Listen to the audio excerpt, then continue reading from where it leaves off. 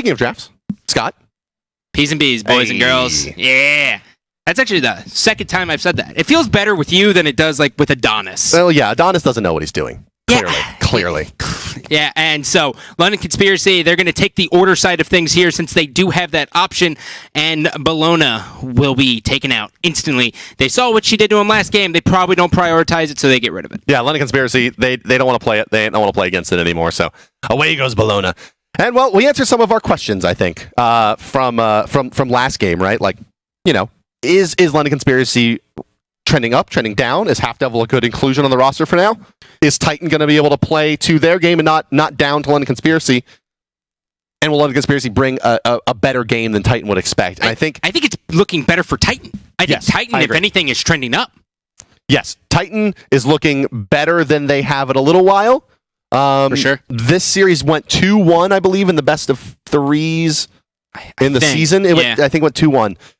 So London Conspiracy definitely capable of taking a game off of this squad, but the bans are complete. Bologna, Neath gone. So 2 of the power picks from the boys of Titan off the table, but it's a first pick Thor, which means you get Athena plus your pick of anything. It's always weird for me to see people pass on Athena. If Sylvanas is on the table, sure, you can pass on Athena and grab Sylvanas, but my God, look at this draft already from Titan. They're saying, okay, we're going to go Guardians, and this could be Athena jungle, this could be Ymir jungle, this could be anything. Yes. It's so hard to fight in Athena, just in general, on just being on the composition. Well, you can tell that we're in Europe here with Ymir being drafted in the first position here for Titan. Not a god that's that valuable, honestly, for almost any other team, but it's Kanye Life, who's just a beast, and Repicos can play a pretty decent jungle Ymir as well. Mm-hmm. One thing I'm surprised we're not seeing is the Hunbots drafted here. Right. In fact, would be a little surprised if Titan doesn't take him in this position, but they may elect for their Hunter here, not wanting to get it banned out. We'll see what they are looking for into the Ram, because ideally they want 2 Hunters, right? So we'll see what they can do. And with Neath taken out, they're actually going to go ahead and grab the Agni. So no more Vulcan. Pretty Prime, I hate you. Yeah. You should have definitely brought that out just for style points alone. Nothing else, but he is fantastic on Agni. Now, Agni with the Athena mixed up for the mid-harpies, sure, the first one he's only going to have 1 bomb active, most likely, but from the 6-minute and 9-minute, that's when Agni's really going to start to get just destroying his opposition. Well, it's the old, I mean, again, what you're seeing here is still, it's that first engagement at level 5 at the mid camps, right? Athena, S tier. Ymir, S tier. Agni, all 3 of those gods are amazing at level 5 for securing camps. Yeah. On the other side, right? It's very similar. Thor, very good. Your Hunter, you're not expecting him to be there, and Bacchus also quite good at it, right? The belly flop into Hog is extremely good. That's right. They're just getting rid of Hunters that Ataraxia can play, right? They want to force him into playing something else in the solo lane, but to Titan's credit here, they will have that final pick to pick whatever they want to for Ataraxia. So there's the tier. We pretty much should have expected that was going to happen. Yeah. Snakeskin's fantastic on tier, which seems to be his premier god. And our question mark going into this one, as we were discussing, was can he play anything else besides the tier? And the answer is yes, but is it at the same level as the tier, which we should be able to find. I mean, you got to kill in the lane. I mean, it was okay. It wasn't like I definitely am not looking at Snakeskin going, that was what was deficient in that last game. For sure. It was more the overall draft just wasn't there. So Ra will round it out as Gin. He will be going into the mid there. That'll be Arrow. Wonder if he will go more utility base here. Looking at this team, I would like to see him go damage, but at the same time, it might be better. It's the old standby. When you don't know how to play the solo lane very well, you draft Chaac. Or, this is Comfrey bringing Chaac into the Hunter Chaac Hunter. Yeah. But I mean, realistically, right, you have to seriously misplay to die as a Chaac. It's true. I mean, you have to really overextend. And there's obviously kill potential here, right? The tier Fearless Chain into a Thor damage chain will kill the Chaac, but Ataraxia will have to be very pushed up for that to happen. Rain Dance is just amazing ability, and maybe most importantly of all, though, London Conspiracy elects not to ban away the Medusa after Athena is drafted. So you have that. You have to look at me, and I'm going to deal all kinds of bonus CC if you're looking at me from the Medusa combination. But it's Athena jungle. Yep. Athena throws out the taunt. And then he queues up the Petrify, and then all of a sudden you're turned into stone, and there's nothing you can do about it at all. Athena jungle. Beats, I guess. Do you like it? Do you hate it? Athena jungle. So is it better than the Athena mid? Here's what it is. Let's ignore the fact that it's Athena, and let's take the fact that she has a global high damage, high scaling ultimate off the table, and let's just talk about shield wall, right? Which is I think near 500 base damage and 100% scaling if both hits do connect. So she has a pretty efficient clear. She has reach, which will allow her to do things like disable blinks and get some bonus damage. It cleaves as well, allowing her. So her clear time is okay. It's fine. Really, she just brings the magical bruiser to the table, right? And there's just not a lot of picks that can do that. It's basically only her in Kabrakan and maybe Zhonghui if you run some kind of janky Telkine's ring jungling build, right? That can bring you that option to your team. So you asked me what I think about the pick, and I think overall, I think Athena in the jungle is an amazing pick to make because there's just so few things that can fill that role. Yep. So now Suntouch will go ahead and run into lane here. He will be accompanied by Snakeskin for at least the duration of the time, as they're just going to be instantly shoved down. The juggle will happen. Repicaz is going to take a tower shot, make that 2 tower shots. Suntouch will be able to get the first blood as Ataraxia watches Repicaz die. And that's really what I was getting ready to talk about was, can this Suntouch on Thor actually propel his team into the mid game? Can he have a big enough presence early on? Right, yeah, and well, with Nemesis, the answer was kind of, right? He found those early kills, but did fall behind eventually. My question is, can Titan hit the tab button? Because they didn't know that tier had blink. Nope. And they got blown up for it. And they also have a deep ward as well. Yeah, I mean, they should have known. They had a lot of opportunity to see that. Here's Reppy now trying to make something up the mid lane. And Suntouch, he's going to be held off for the moment. But, hey, it's Thor. They'll just pour it on in. Yeah, he did have to be careful there. He didn't want to get CC'd up at all. And that is a very lethal CC chain. The taunt into noxious fumes on any of the abilities. I mean, that's just chaos. As we go into the duo lane here, Kanye Life is going to be a little bit off the mark there, as Half Devil will go ahead and Bacchus his way out of this one. Now, Bacchus in lane, he's got a little bit of a tough time because the only way he can really push the lane is to use his initiate, which is belly flop. So, yeah, that's right. And I do want to make a couple of points here, so bear with me. Point number one is that this is a best of 2. Or not a best of, this is a 2-game set. So we will be playing, this is the final game between these two, and then we'll have, directly following this, the North American 2-game set. On the weekend, you'll have 3 2-game sets, Saturday and Sunday. So you can see that all through the ticket inside the game, the digital ticket and the season pass, and you can vote on all the games, as we mentioned. So hopefully you guys voted for Titan to win game 1, and well, in game 2, we'll see. I did not. You did not. You took LC. I took Titan in both games, so I'm rooting for a Titan victory here. But I also want to point out it's a Soul Stone for Agni. So this is a strange item. Generally speaking, what this item does is it provides you less sustain than the Vampiric Shroud, more power, and no HP. So it can be very all in. And Suntouch should be able to find some kills fairly easily on this Agni, because he will have 100 less HP than he will be used to.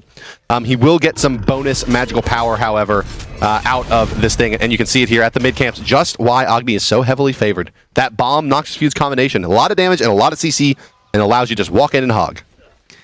Half Devil, he's contemplating going in on this one, Bart. Thor's going to be rotating around on the right side, which will be Suntouch.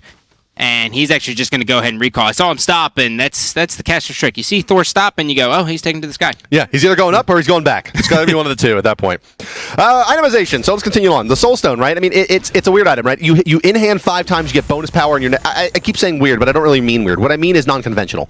We never see it. Right. Well, we've seen it a couple times, but it's almost always on an Agni, right? Because Agni's one of the only gods you can just be like, what if I just hit harder, right? Like, I'll just play perfectly and hit harder instead. And it also helps him out that he has the dash. He's one of the safest mids, period. He has that. So, some data about that dash. The dash is one of the only abilities in the game that is instant on startup. So, like, when you click it, you are dashing instead of, like, I animate into the dash position and then go. It's like you are on your way. Let's take a look, though, as Ataraxia is going to have at least his ultimate forced out, and here comes the Athena as well. Yep, the Athena's just going to deter this one here. Suntouch in a lot of trouble here. Going to eat an axe as well. He's going to get slowed, poked down. They're just whittling away at it. Tyr's going to try to bring the law as Thor will get away. And Snakeskin, he's not really at risk of dying at all. In fact, he's trying to turn this because Ataraxia, he has no mana. Yeah, that's right. So Snakeskin can just stay in the middle and just say, hey, bring it on. Yeah, and the longer that he can keep Repicos engaged in this lane, that's it's more time before Repicos starts farming the buffs that are coming back up now. As we approach that 4-minute, 30-second, 40-second mark is when you're going to see the color buffs, we'll call them, the orange, blue, red, and purple, come back up on a 4-minute rotation from their being picked up earlier. And this is Snakeskin's tier.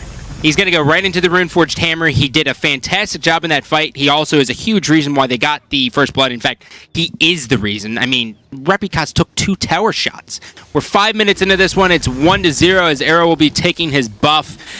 765 is the experience difference here. Guys, this isn't really even a lead. No, it is a dead even game. It's 1-0 for London Conspiracy, and nearly tied up there with Titan as they just barely dropped a kill. That tier slow on his Lawbringer factoring in pretty heavily there. The Heartseekers are coming out here, and well, we're going to see something we haven't seen be really very popular in about a year. That freeze off the mark. The last rate dumped in though, and yeah, potentially able to turn this around, but no. And Shaggy Shank, don't look at that, buddy. Half Devil, it just blew all of the things. Okay, he didn't use Intoxicate. He just missed the belly flop. Well, there's and look, there it is. It's the petrified statue of Ram who died to the Medusa ultimate, forever marking. Not forever. Okay, you can destroy it, Bart. Now, I do want to make sure we stay. Can we go back to the left lane real quick? Is Bacchus going to destroy the statue? This is important stuff because you can kill it with 3 hits, and it has absolutely no gameplay impact if it's there or not. Oh, well, I guess it does have collision blocking. Yeah. Or it blocks. It has collision. But did he kill it? Did Bacchus kill it?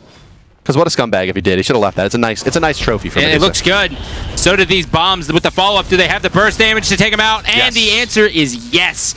Pretty Prime takes out Sun Touch there. And he will hit the sidelines for 15 more seconds. So I didn't see it, but let's just say that he had the Soulstone passive there, and that's why he got the kill. And that's why he bought the item. In reality, it was probably not that, but this is a big engagement as well. The CC chain coming through, but Half Devil smartly belly flops in place there and locks him out. Arrow will heal him up as well. Half Devil completely fine now. He has full health. Arrow's going to be here. Right side, though, Ataraxia. This is exactly what we see out of Chaac. He just sits under tower, safe farms, and calls it a day. But who can't call it a day is going to be Arrows in the mid lane, and that's a big CC chain as Pretty Prime will get himself yet another kill. Yeah, he's getting exactly what he wants out of this build, which is a snowball. He's got power boost, and he's got a Soulstone. It's just a lot of steroidal early game power spike for Agni. In the right side, though, I was kind of starting to pontificate about a build that we hadn't seen really be very powerful in about a year, and that's going to be the Heartseeker on Chaac. As you mentioned, right, he really wants to just kind of farm forever and then eventually walk out in the mid game and silence 4 people with his ultimate. But here with the Heartseeker, the real kind of value to this item, outside of the fact that it's very hard to kill you, which means that it can be very cost efficient, is that those axes with all that physical power in addition that you're getting out of the Heartseeker really start to hurt, and his in-hand becomes actually fairly viable. Right side though, Snakeskin, he's going to find himself in a heap of trouble. Lawbringer going to be forced out here, and can they follow up? No, the silence comes through first, but he had the ultimate channeling up, and away he goes. The Thor might be taken to the sky. He actually comes crashing down left side, though. Nope, switching back over to the right side. Ataraxia is going to get juggled. He manages to stay alive as Comfrey gets himself a kill in the left lane, and we're swinging back over there. Kanye Life is going to deter Half Devil from doing this as Pretty Prime rotates, and here comes another lethal CC chain out of him. He will be able to clean up Half Devil if he gets the cooldowns there. There's one. And that is his final bomb as he will look to turn and go right for the Gold Fury. Yeah, that was just a great kind of burst scenario for Titan. They executed very well. They get the Glacial Strike from Ymir plus the bombs from Pretty Prime. And it's enough to kill Arrow before he can get that heal out and start making their lives a little bit more difficult. And there goes the Path of Flames and the Gold Fury. I mean, that's an important interaction that doesn't really get enough credit, is that Path of Flames is, at level 1, is the most damaging ability in the game if you get hit by all of the ticks, and is just excellent at objective control, right? If you can tank the Gold Fury in the Path of Flames, it is tremendous DPS. At even rank 2 and 3, it's nasty. So, traditionally in Smite, we normally see people start an item and finish it, with the exception of, Tiny Trinket and stuff along those lines. But this Chaac, he's decided to get Magic Cudgel and then Tier 1 boots. Is there any reasoning behind it? Is it just because he had that amount of gold and he doesn't want to prioritize the actives? Yeah, exactly. I think you're right on. He wants to build into Heavy Hammer, ? Probably a Rune Forge, more likely. And yeah, just didn't have the money to really continue investing into it. And so he picked up his boots 1 because it never hurts to have a little bit more movement speed at this stage in the game. Although I think you hit the nail on the head when we said over the actives, where maybe a beads it would be better, but he wants to kind of save that slot in case he needs to teleport to tower. Arrow's going to go ahead and beads out of there. Half Devil's going to try to save it. Arrow's going to connect with the Searing Pain, but it's not enough. Sun Touch comes down. He's going to have to worry. Oh, he doesn't hit the double tap there, but he was able to get a kill. Medusa's here as well. She's going to get Tectonic Rift out of this one, and it looks like they're going to go for this one. They hit the stun. There's no follow-up, though. Yeah, Medusa would have had to use Lacerate to close the distance there, and then she would have been a bit on the island where Bacchus was there. Snakeskin blinking forward. Not going to be enough to kill just yet. He tries to dunk in place, but there's just no dunk to be had. Yep. He tried to do all the things, Bart, but he just came up. He did, and that would have been a great kill for them, honestly. Oh, yeah. They probably would have preferred the Agni, but they would have taken Repicos there. He's level 11, would have had a decent bounty behind him. And Snakeskin, he could use it, honestly. I mean, he really needs to dictate the mid game here, and he's behind Chaac. Even though they got that first blood on the Chaac, and he has an assist to his name, he's 300 gold down, nearly 400 gold down. Plus the Heartseeker means he's getting out damage. And once these Runeforge come online at the same time, who cares if he has his boots done? If it's Runeforge Heartseeker, no boots versus Runeforge boots, the Heartseeker provides MS, right? He's not that much faster. Double tap's not going to hit his last rate. Will save Confrey. But yeah, exactly. I mean, Chaac is already super safe. You give him a Heartseeker, and if you die with the Heartseeker, you lose half your stacks, right? Yes. But it's a Chaac, and he's got the Runeforge done. So he's really safe on building this stacking item that's high risk, high reward. Yes. And really, the Heartseeker, while being one of the riskier items you can buy, is not very risky. It costs so little, and the benefit is so big that, I mean, it's 30 base damage, right? Oh, that combination that's exactly what we were talking about. Erased. No statue, though, unfortunately. Here comes the Thor. He's going to try to get their turn kill Medusa. Athena ultimate, not enough to save the day. Repicos falls back into place as the Rama ultimate helps secure that one. But 2 points. So the first one is that Confrey is looking much better in this game and looks very much more comfortable on Medusa and has gotten a lot done. Kanye Life, he is a dead man. Yep. There's really no way around this one. Well, he's got the taunt. He's just trying to get some peel here. But Chaac, this gives him free reign to take this tier 1. He's actually going to be able to push down the tier 2 as well. Keep in mind, tier did not decide to go into teleport. He wanted to be a little bit more aggressive, getting that blink 1 off the beginning, which did result in first blood. So definitely a good decision so far. Yeah, but he got first blood and then lost the lane. He got out farmed, right? I mean, like that's rough, and especially considering that this is like his premier god, right? Tier is he's 500 gold down. Yeah, he's quite a bit down. I mean, granted, he's been making these rotations though, and that failed gank in the mid hurt him a lot. And now, speaking of rotations, Chaac's going to be here. Lawbringer will be forced out as Arrow will drop the heal, and he will now return to the mid lane here. Snakeskin most likely just going to go ahead and at least get some of this experience in the right lane. Definitely the right decision for him. Yeah, he needs to soak it up. Yeah, and Suntouch trying to lurk in the jungle here. He's going to run directly into a Chaac. Not something you want to see.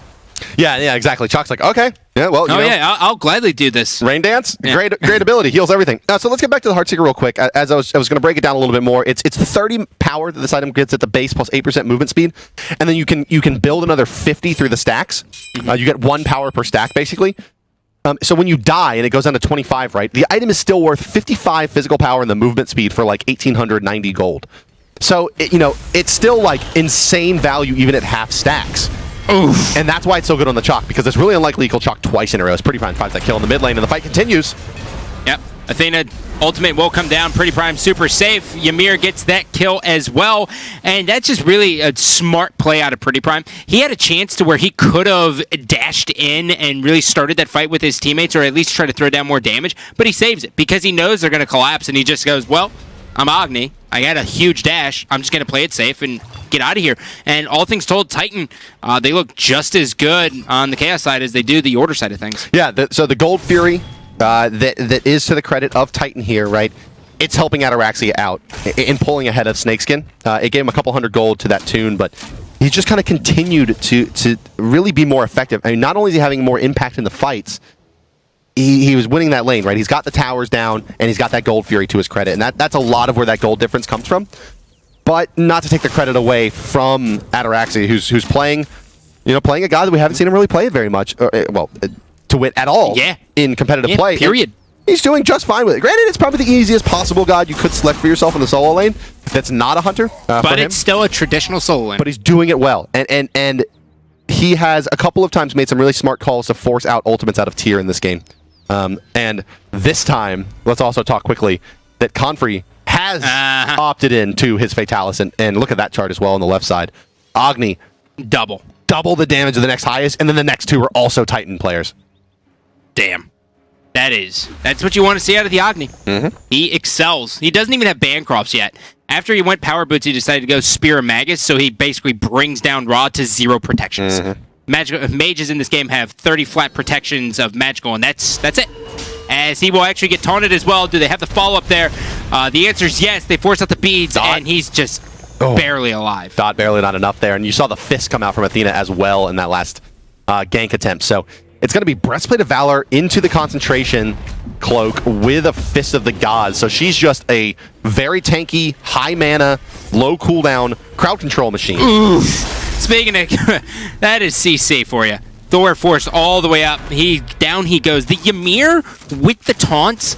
It's just, and the freeze. When the hell do you beat? It's an insane amount of instant cone AoE. Two of the very, very best CC-oriented gods in the entire game between Athena and Ymir, and really probably number 3 in that list, maybe Snakeskin's Tyr, right? Tyr very, very high in CC as well with the Fearless Chain in terms of duration of CC and kind of ability to hit multiple targets, but geez Louise, it's tough to deal with it. And that free Gold Fury there, it just allows this pickup of the Fatalis that Confrey went for. It's just so much more safe now, because he's going to have his boots pretty fast, or his next item pretty quickly, and that Fatalis kind of lack of power spike will be mitigated very well. Thor has no business even looking at the members of Titan here. He is very far behind as Pretty Prime. If he wants to, they can poke down the Half Devil, who's really just trying to save this Tier 1 at the cost of his life, potentially. Suntouch will be there to kind of clean him up, give him the backup that he needs, as Tyr finally can get a little bit of farm without having to worry about any kind of fights. Now, when we look at the Hunters here, Confrey 3-1. Well, that's one dead Suntouch. Yeah. Suntouch gone. He tried to pour 4, but it's not enough, and looks like Half Devil's going to fall as well. This could very well be a Fire Giant. No, that Tyr Fearless is going to keep Agni fairly low. Athena, realizing that Pretty Prime's in a lot of trouble, just ults down on top of him. Now Snakeskin gets blown up as well, and they end up investing quite a bit and not getting much, does London Conspiracy, as Titan finds a couple of kills. That's 3 members of London Conspiracy just dead. Yeah. The Tyr just had those T-Rex arms where he just couldn't hit Agni. He was just like a little bit out of range, which has got to be frustrating. Well, and it's the damage reduction from that Athena ultimate being channeled on top of the Agni that ultimately keeps him alive through that last cleave. And, well, that's really the last god you want escaping is the Agni, because he's just so effective from long range with those bombs. And you can kind of get out of the fight, and if you continue in, well, what did happen will happen. Do you think the hastened Fatalis on the Medusa is just because she's ahead? Yes. I do. And that's it. And she's just saying, hey, I want you to fight me. Well, 2 things, right? I think, yes, it's because it's ahead. And I think the reason that Confrey is building it is because Ataraxia and I'm a Bird, who is the kind of analyst coach for the Titan squad, both really like this build. Yeah. Where it was once double stacking with, instead of the Aussie, it was Devo's gloves. It's the same kind of idea. And here, yeah, he's going to take the Executioner as well. He will forgo boots altogether here.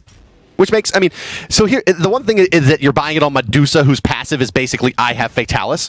That is a little weird. Yeah. But yeah, I mean, you can see he hasn't filled that second active slot, and what is he really going to get that's going to be that great? And he could have just bought the Sprint 3 and been okay, but... What? So that's the question, though, is what does he go with? Does he do, like, a Shield of the Underworld? No, he won't have enough HP to make the Shield of the Underworld worthwhile. I think you just go Aegis as well, and just make yourself nice and difficult to lock down and hard to kill, hard to burst and stuff. I mean, maybe there's... Or you end up buying, like, the big AoE thing that your team needs, right? Like, but the Weakening Curse is going to come out, or the Creeping Curse from the Athena here. So, yeah, maybe he buys a Heavenly Agility for the team just cuz, or the Shell just cuz, but... traditional wisdom would be, yeah, probably just the Aegis, keep me alive. As now Titan will go ahead and control the entire jungle of London Conspiracy. It's going to be very difficult for LC to get any kind of experience in these lanes. Not contested as Half Devil will come in. Intoxicate will hit as well. And now it'll be a battle as Snakeskin's just going to wisely sit on the heel. Chaac's going to hit a silence here. This is going to be really, really big, and that's going to be Ymir picking up 1. Chaac's going to force him up all the way out of the fight. Snakeskin's going to get CC'd into CC'd as he's going to try to run away. He gets hit by a wall. He's still trying to run, but thank God he's tanky to just kind of delay it a bit because he is just dead. Yeah, Fire Giant is available for the boys of Titan should they want it. But it looks like no, as the Gold Fury will be back up in about a minute. They'll likely turn their attention there. And, well, this one's honestly going bad to worse here for London Conspiracy. And one thing that's a little troublesome here for me is what I'm seeing, the Ra and the Thor, right, are both building really, really luxury-based stacking items, right? It's a Transcendence from the Thor, and likely the Toth from Ra. This could be the Soul Reaver, but it's unlikely. It might be the Soul Reaver, though, just because they're going against 3 tanky monsters. I mean, you got Ymir, Athena, and Chaac. The percent damage makes sense in that regard, but this early on, it's just not adding that much outside of the big physical power spike you get, or the magical power spike you get out of it. Either way, very expensive luxury items in the third position from both of these players from behind. I'm not sure it's going to be sufficient to let them kind of go toe-to-toe with Titan. I maybe would have rather seen something like the Winged Blade or the Lotus Crown for the Ra, right? Again, even though last game we were kind of like, hey, you don't have enough damage. It could have been as simple as just a Spear of the Magus. I'm looking for Obsidian Shard. Okay. Right? 70 magical power is good. The penetration is good. And it's really the kind of more quote-unquote standard build in this scenario where it's kind of the Gnaw build to wit from about a year ago, is that max CDR into penetration. And it's extremely cost-efficient for the damage output that you have. But Titan is, well, they're turning their attentions to that Gold Fury, and it doesn't look like London Conspiracy is too keen to aggress into that. I think they're trying to just slow it down. I mean, it's 21 minutes. There's 19 kills on the board, and Titan has just been dominating. And the charts show that. It's a 14,000 experience difference, Bart. Yeah, and you remember last game, right? At this point, London Conspiracy was down, not this far down, but also had a couple of towers and had some pressure on the base, and they just don't have that luxury here. And Snakeskin, his tier is really not going to bring that opportunity to the table either. It in many ways is coming down to Titan taking a bad engagement at the Fire Giant, and London Conspiracy winning the engagement, taking the Fire Giant, removing the rest of the towers, and recouping some of this gold gap. At the same level, though, I mean, that's what Titan wants. Titan wants to fight at the Fire Giant. They want nothing more than that. If they get 2 kills at the Fire Giant and they take Fire Giant, that's it. There's no way LC is going to stop that push. That's correct. But this is, I mean, that graph on the left side of your screen there under Shaggy Shank's portrait is just sad. It's very, very discouraging, I think, if you're London Conspiracy. But the fact that your Hunter and your mid laner are the bottom below your support. Exactly. The fact that your 2 carries are at the bottom of the chart. Yeah, that's a real problem. And that the Agni is dealing, let's quickly do the math here. 35 plus 46, right? That gives you 8k, plus another 5k, that's 13. And then 6k coming out of the Thor, right? We're getting into the point here where all 5 of them are barely out-damaging the Agni. Well, Petrify will hit as well, and down goes Sun Touch. They got 1. This is perfect for them. This is what they wanted. And now Half Devil's going to stick around, which means that if they take him out, they won't have the Hog 3. This is going to be a Fire Giant. This is a Fire Giant. It's a Fire Giant. They kind of had the luxury. They could have looked to take the tier 2 mid and right. They will take the Fire Giant. It's the better bet for sure. No question there. And they'll concede their tier 1, even their tier 2 on the right. If they want to continue to press this one, they certainly have the advantage to do so. And they really aren't going to be too worried about Shaggy Shank, right? It's a big advantage for Confrey. And they're just so heavily burst-oriented that really the Hunter won't be a big factor until 35-40 minutes when he's 5.5 slotted, really. And is that the beads down on Arrow? Yeah. I think it is. He popped him without actually being CC'd at all. So that is a huge win. We will see a split push coming out of Shaggy Shank. He's going to try to get a tier 2 here, but the guys of Titan go, well, we have so much money, and we just took the tier 2. Let's just go back and buy, regroup, and do the same push. Now, last game, what it told us is they get the first Fire Giant, and they just kind of farm up and extend their lead. And then the second one, they go, okay, now we have 2 items on top of our opposition. Now we'll take this fight, and we're guaranteed to win. Yeah, you're right. And I think that plays out most impactfully, we'll say, in the Guardian role, where Kanye Life is really looking like maybe the best support in Europe. I mean, what he's done in this 2-game set versus London Conspiracy is very impressive. He's put up 13 assists with 2 kills and 2 deaths in this game. And look at Half Devil in comparison. This is one of the poorest supports you're going to see. And 21 wards placed as well. So he has the massive item advantage in addition to all those wards placed. And that's really the team goal. They're getting their objectives. But look at it. It's one of the poorest Bacchuses you're ever going to see. Winged Blade, no aura item available in a shell, right? And he's a sitting duck, and that's one of the hardest things about playing support at a pro level, is that when you get down like one level, because Guardians scale so aggressively in HP, right? That's like 110 HP or something. You're Especially down. going to get to the Ymir. All of a sudden, yeah, you're just getting chunked, right? That Glacial Strike hitting you for 300, 400 damage now is really meaningful. Not to mention, if you're two levels behind a Ymir, he's got 210 health on you. Exactly. You're absolutely right. So it ends up being, not that it's a huge swing. It's a huge HP swing. The base damage that Ymir has, the HP per level that he's getting is just, you can see there, right? Bacchus should not be taking a third of his HP to Ymir, ever. No.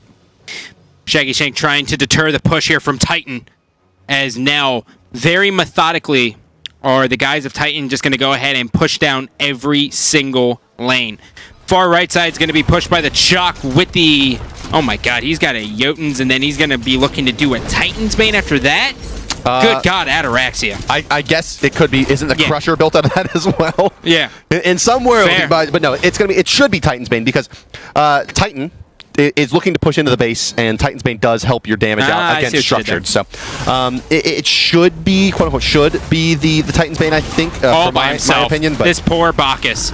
He's going to manage to stay alive just a bit. Comfrey's going to weasel his way out of that one, and now finally he will fall down. Question mark? No, they don't have it. I love this. I love this from Titan, right? That in that engagement, they did not commit to killing the Bacchus at any point. He's just not a threat. They just don't need to. It's like, oh, if he just gets out of position and we hit him with 3 bombs and he dies, great. But we're not going to die to the Phoenix. In fact, we're not even going to really invest big spells into trying to kill him.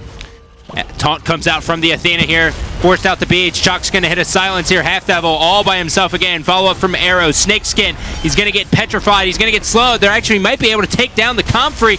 Comfrey manages to stay alive here. He pops it, and now they're going to try to turn this fight pretty prime, doing all of the things here. His Agni has been spot on. Frost Breath just a little bit off the mark. Shaggy Shank, look at that axe just do half of his health. He's in a lot of trouble here, but he manages to stay alive. The members of London Conspiracy hold. There's a really, really important thing that happened in the engagement. Even though Comfrey goes on to die, and that may be a little bit of a lack of experience from him, he actually, it was really, really funny actually there. So Ram goes up into the ultimate, right, and he hits him with the first shot, and Comfrey's down to about 10 HP, and then the Aussie proc turns on, and he gets a big hit, and has enough HP to sustain through the rest of the Ram ultimate. Does ultimately go down, so though it's going to be tough for London Conspiracy to take this Phoenix, really. You can see Half Devil doing a pretty nice job of holding a front line, but does go down to that Agni dot and damage combination. Shaggy Shank, he's going to get taunted as well, but very quickly Reppy realizes he does not have the fortitude to deal with that. Through the wall! Oh, he's so good. He's so good. Look at that. That was nasty. That's also a good momentum boost here for the guy, Shaggy Shank. I mean, he lost the lane to a guy who's completely inexperienced in the Hunter role. They may be overreaching here. This is also greed. They have to be careful here as well. Chaac, he's going to be able to turn on him. He's going to get Tectonic Rift. Double tap will hit.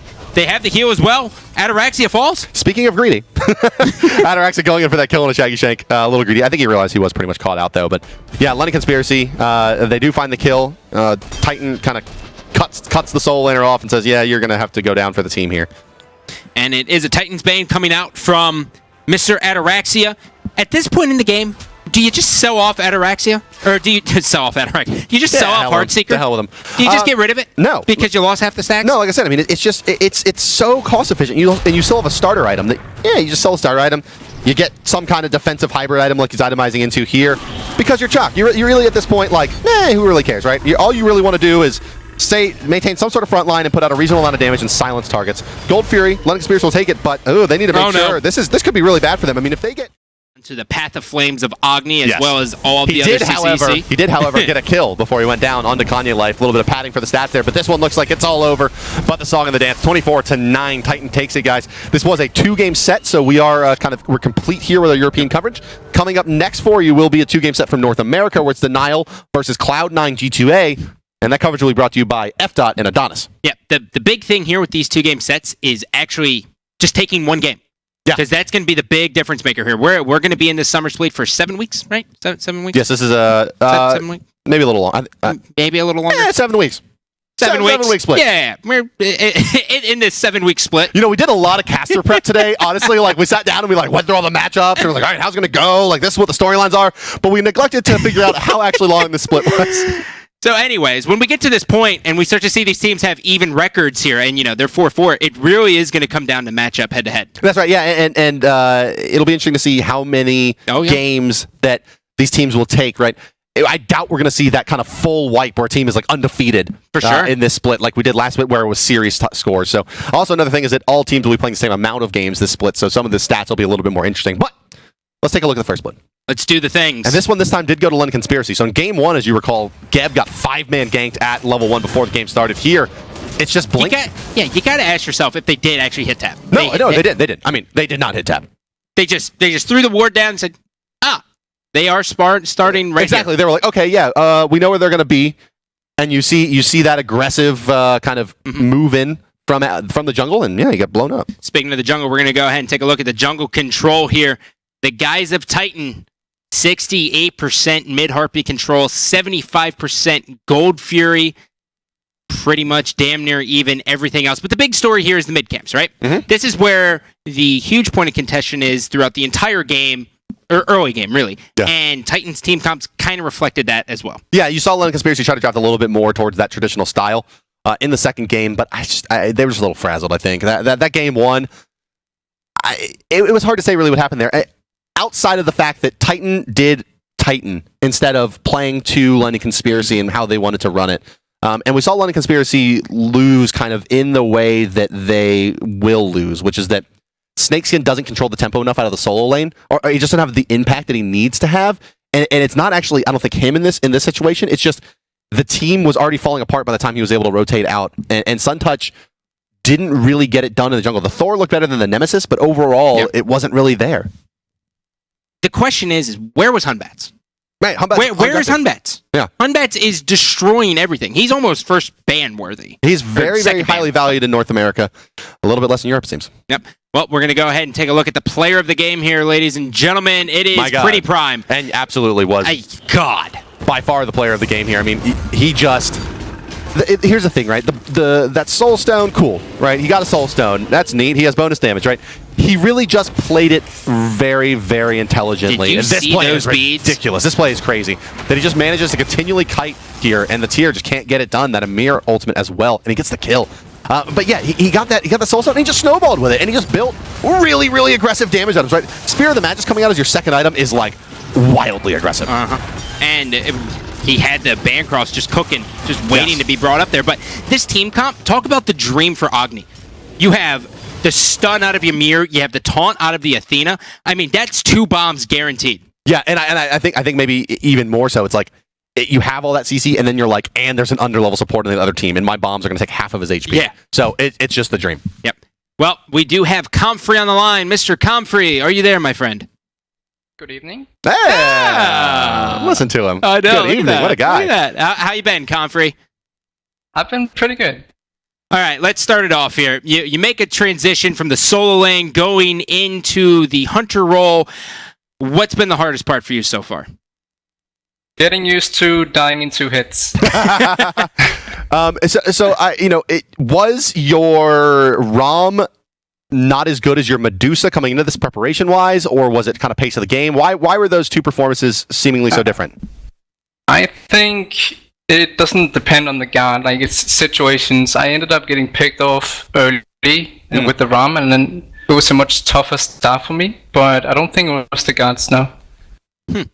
Makes sense. Now, the team dynamic here for Titan. Now, obviously, are you guys going to sit here and try to prioritize Ataraxia getting a hunter into the solo lane, or has he been working on the more traditional solo laners?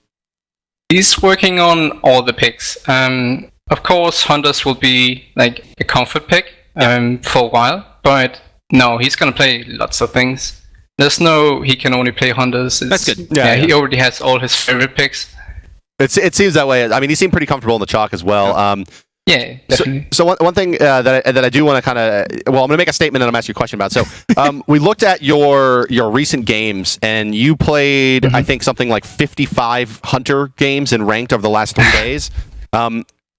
So just talk to me a little bit about kind of preparation, and like, are you just exhausted after kind of crunching, so to speak, to get here? No, I made so much motivation, like switching roles. So I just want to catch up as fast as possible. That's probably why. Like, I'm just gonna keep grinding. I know I have a lot to learn, so yeah.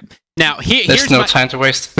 Here's kind of my big question. So, World Championship comes. You guys are so close. You're so close to just being able to take it. It's Game 5, you lose.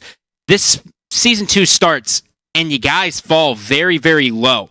What's the motivation like on the Titan side of things? Are you guys have a new berth underneath you? Yes, we want to reclaim that at least second spot world. We have a lot of fire going on, so we want to show people that we're not third place. That's for sure. Awesome. Bart, you have any more questions for him? No, I do not. Thank you very much, Godfrey, for joining us. And guys, that does kind of conclude our European broadcast here. We will be moving into Cloud9, G2A versus Denial, another 2-game set. Who are you taking in that one, Bart? I have Cloud9 in 2. Yep, I got Cloud9 Denial in 2 as well. making some roster changes coming into this one, and versus a Cloud9 team that, very similar to Titan, should be really hungry for their win and to prove something here that they are back in that World Championship form. Yep. Well, guys, we're going to hop to a quick break. When we come back, it's North America. Stay tuned.